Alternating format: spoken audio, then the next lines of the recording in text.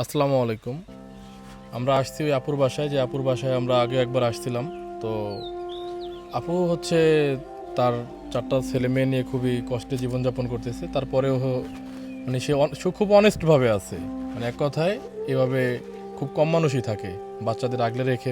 মা কি মানে মা কাকে বলে সেটা তাকে দেখলে বোঝা যায়, ঠিক আছে। তারপরও তার কিন্তু একটা আত্মসম্মান বোধ আছে। আত্মসম্মান বোধ বজায় রেখেই সে তার সন্তানগুলো মানুষ করতেছে বা চলাফেরা করতেছে। তো আজকে এখানে আসার প্রধান কারণ হচ্ছে মাহের রমজান মাস চলতেছে, রহমতের মাস।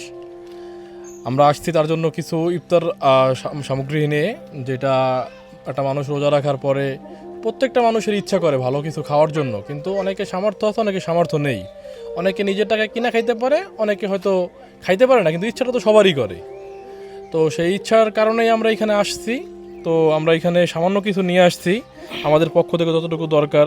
এখানে মুড়ি আছে, ছোলা আছে, এখানে আপেল আছে, মালটা আছে, খেজুর আছে, গুড় আছে, চিনি আছে, চিরা আছে, তারপর মুসুরির ডাল আছে, খেসারির ডাল আছে। মানে আমাদের দিক থেকে যতটুকু সামর্থ্যে কুলাইছে ততটুকু আমরা নিয়ে আসছি।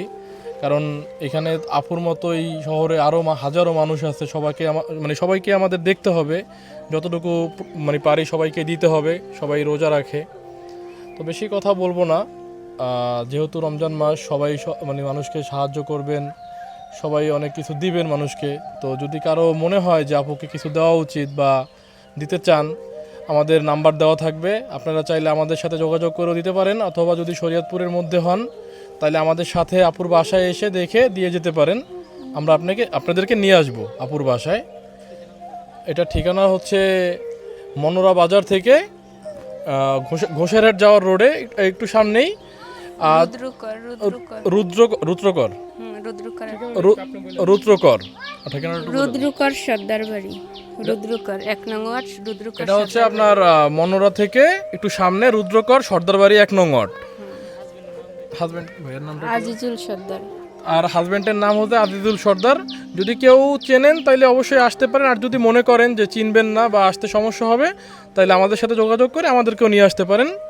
আর হচ্ছে আপু কি কিছু ভিডিওর মাধ্যমে বলতে চান, যে মানে আপনি কি দর্শকের মাধ্যমে কিছু বলতে চান? যদি কেউ আগ্রহ থাকে, দেওয়ানের ইচ্ছা থাকে, দিতে পারে আলহামদুলিল্লাহ। কেউ যদি দেয় হায়দা কিছু, তাইলে আমি নেই, কেউর কাছে চাইঠাই না আর কি, এরকম। যদি আসলে কেউ দেয়, বিষয়টা হচ্ছে কি, নেই। আমি বলি, বিষয়টা হচ্ছে যে সে খুব কষ্ট করেই জীবনযাপন করতেছে। তারপরেও সে কারো কাছ থেকে কিছু হাত পেতে নেয় না। যদি কেউ খুশি হয়ে তাকে কিছু দিতে চান, সেটা সে অবশ্যই গ্রহণ করবে। আর একটা ব্যাপার হচ্ছে কি, আমরা আগের ভিডিওতে তার নাম্বারটা দিছিলাম, কন্ট্যাক্ট নাম্বার, যেন কেউ সাহায্য করলে সেটা তার সাথে যোগাযোগ করে করতে পারেন। কিন্তু কিছু মানে মানুষ অযথা কল করে তাকে ডিস্টার্ব করে।